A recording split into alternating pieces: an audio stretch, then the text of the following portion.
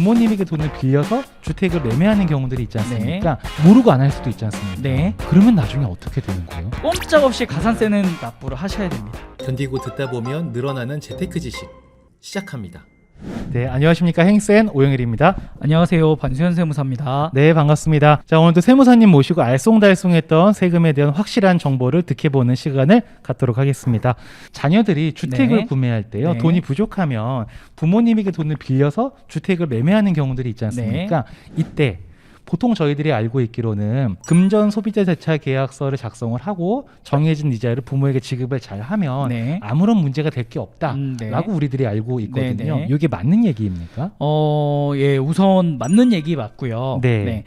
증여로 볼 만한 여지들이 뭐 곳곳에 있긴 하지만 네. 기본적으로는 정상적으로 차입을 했고 그 차입한 금액을 정상적으로 원금 상환 플러스 이자까지 꼬박꼬박 상환을 하고 있다라고 네. 본다면 증여로 볼 수는 없거든요. 그쵸. 네. 다만 여기서 한 가지 간과하시는 것들이 이자 소득을 받으시는 부모님 입장에서는 네. 이자 소득이 발생한 거기 때문에 그에 따라서 종합소득세의 납부 의무가 발생을 해요. 근데 보통의 대부분의 분들이 이자 소득에 대해서 종합소득세 발생한다는 걸 생각을 못 하시고 네. 이자 받으면 되겠거니 네, 이자 네. 받으면 모든 게 다 끝난다 네. 라고 생각을 하시는 경우가 있거든요. 맞아요. 예. 근데 실제적으로는 여기서 이자 받는 거는 증여의 문제이고 증여냐 아니냐에 따른 문제이고 그렇죠. 세금 전체적인 면에서 보면 네. 종합소득세 납부 의무는 있었는데 왜 세금을 안 냈을까 라는 부분이 잡힐 수가 있는 거죠. 그런 아젠다가 두 개가 돼버리는 그렇죠. 거네요. 첫 네네. 번째 아젠다,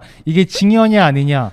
계약서를 썼고 이자를 줬기 때문에 증여는 아니구나. 네네. 오케이, 인정됐어. 네. 그럼 두 번째 아젠다는 아빠에게 이자 소득이 발생했으니 네. 우리 소득이 있는 곳엔 세금이 있다라는 그렇죠. 네. 게 있으니까 아빠가 이자로 소득이 생겼는데 세금을 안 내셨네요? 네. 탈세입니다. 그렇죠. 이렇게 될 수도 있다는 네, 거죠? 맞습니다. 실제로 이렇게 세금까지 내시는 분들 별로 없어요. 그래서 사실은 그게 가장 큰 단점 중에 하나예요. 왜냐하면 예를 들어서 고액 그 소득이 있으신 이미 고액의 소득이 있으신 분들 같은 경우는 그 이자 소득으로 인해서 네. 세율 구간이 이미 높으신 분들은 네. 그 자녀분한테 받는 이자 소득을 일부를 세금으로 다시 세무서에 내야 되는 이런 상황이 발생을 하거든요. 그렇죠. 세금 높으신 분들은 막 40% 50%도 그렇죠. 세금 네, 내시니까 네, 네. 예를 들어 네. 자녀한테 이자를 받은 게 예를 들어 뭐 2천만 원이다. 네. 그럼 그중에 보통 한 1,000만 원 정도만 세금으로 나가고. 네, 그렇죠. 네. 네. 그런 상황이 발생을 하는데 그거를 간과하고 그냥 넘어가시는 분들도 꽤 있으세요. 왜냐면 거기까지 생각을 못 하시거든요. 네, 맞아요. 네. 이자 소득이 발생했는데 이자는 받았지만 소득은 발생하지 않았다는 생각을 가지고 계시니까 그러니까 우리가 이자 소득이라는 걸 신고해 본 적이 별로 없어요. 그렇죠. 은행에서 네. 받을 때도 원천 징수 대고 받으니까 네, 내가 네. 신경 쓸 게 없었고 네. 이게 그런 게 2천만 원 넘어갔다. 그러면 종합소득세 네, 신고하는 네, 건 네. 당연한 건데 네, 네. 이게 개인 간 거래에서도 네. 발생한 이자에 대해서 세금 신고를 해야 된다? 이거 미처 생각하지 네. 못하는 경우들이 많은 것 네, 같습니다. 맞습니다. 그러니까 원래 원칙으로 치면은 이자를 지급하면서 원천 징수를 해야 되고요. 네. 그 원천 징수한 거를 지급하는 이자 지급하는 이제 여기선 자녀분이 되겠죠. 자녀분이 원천 징수한 세금을 비영업 대금의 이익으로 해서 지방세까지 27.5%를 원천 징수해서 본인이 납부를 먼저 해줘야 되는데 네. 사실은 양쪽 다 1개인이기 때문에 네. 원천 징수를 할 수가 없어요. 그 사업자가 있어야 되는 거잖아요. 그것도 그렇고요.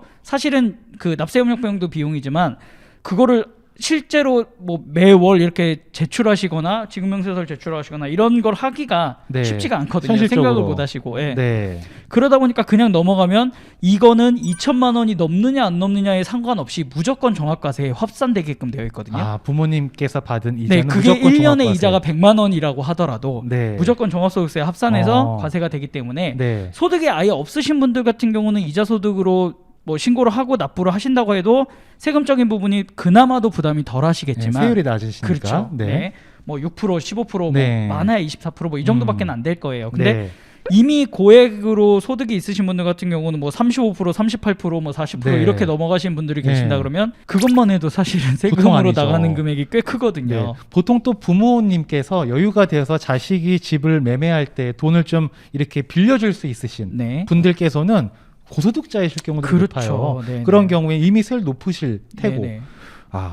근데 이거 만약에 신고를 안 했어. 네. 모르고 안 할 수도 있지 않습니까? 네. 그러면 나중에 어떻게 되는 거예요? 그럴 경우에는 뭐 당연하게도 모르고 못 냈습니다는 세법에서 인정을 해주진 않아요. 가산세 대상이라 꼼짝없이 가산세는 네, 함께 다 납부를 하셔야 됩니다. 아, 그렇구나. 그러니까 자녀에게 돈을 빌려주고 이자를 받는 거, 그거는 증여가 아니라고 인정될 수는 네, 있다. 네. 근데 세금을 납부해야 되는 의무가 생기는 거니까. 그렇죠. 그건 잘 거기까지 이행을 잘 하고 세금까지 납부를 해야 이 플랜이 완벽해지는 네, 거예요. 맞습니다. 자, 여기서 제가 한 가지만 이어서 네, 질문을 좀 네. 드려볼게요. 아빠한테 돈을 빌렸어요. 네. 제가 그 집을 샀어. 그래서 아빠한테 이자를 드리고 있었어요. 그리고 아빠가 어느 날은 연세가 지긋하셔서 언젠가는 이제 운명을 달리하실 수 있지 네, 않습니까? 네. 그래서 아빠가 돌아가신 거예요. 네, 네. 그럼 아들 입장에서는 혹은 딸 입장에서는 부채를 상환해야 될 대상이 없어진 거잖아요. 네, 네, 네. 그러면 그때는 어떻게 되나요? 일단은 갚아야 될 대상이 없어졌다는 개념보다는 네. 바뀐다는 개념으로 접근을 하셔야 돼요. 네. 왜냐하면 결국은 아버지와 자녀 간의 상호 간의 채권 채무 관계가 있었던 거거든요. 네네. 그 돌아가신 아버님 입장에서는 채권을 보유하고 있다가 돌아가셨기 때문에 그 채권 가액이 상속재산가액에 합산이 돼요. 아, 상속. 네, 상속이 이루어지면서 상속재산가액에 합산돼서 상속세의 과세가 대상이 되는 거죠. 아, 어차피 사실은 상속 받을 사람도 저잖아요. 그렇죠. 상속 받을 대상엔 나여도 상속 받았으니까 상속세 내야지. 네, 맞습니다. 네, 상속세를 납부를 하고 따지고 보면 채권 채무 관계가 소멸되는 개념인 거죠. 그쵸. 네, 네. 아, 결국은 내야 되는 거네요. 예, 뭐 안타깝게도 세금은 납부를 하셔야 될 것 같습니다. 그러니까 저희가 오늘 이 말씀을 여러분께 드리는 이유는 뭐냐면, 야, 이렇게 하면 절세된데 이걸 우리가 자칫 잘못 알고 활용을 하시다가 낭패를 보는 경우들이 많이 있으시더라고요. 네, 네, 맞습니다. 오늘 벌써 두 가지를 말씀을 해주셨잖아요. 네, 네. 부모와 자식 간에 이제 계약서를 작성을 하고 대출 계약서를 작성을 하고 이자를 잘 지급하면 문제가 네. 없다까지는 우리들이 알고 있었는데 네. 거기까지가 아니고 아빠가 세금까지 납부를 하셔야 된다. 네, 네. 네, 거기까지가 중요한 거고, 그리고 어떤 분들은 언젠간 아빠 돌아가실 테니까 이 돈 내가 안 갚아도 되는 거 아니야? 라고 생각하시는데 그렇게 국세청이 호락호락하지 않다. 네. 나중에 상속재산가액으로 돌아와서 결국은 세금을 다 내게 된다라는 네, 네, 맞습니다. 부분까지 말씀을 드렸습니다.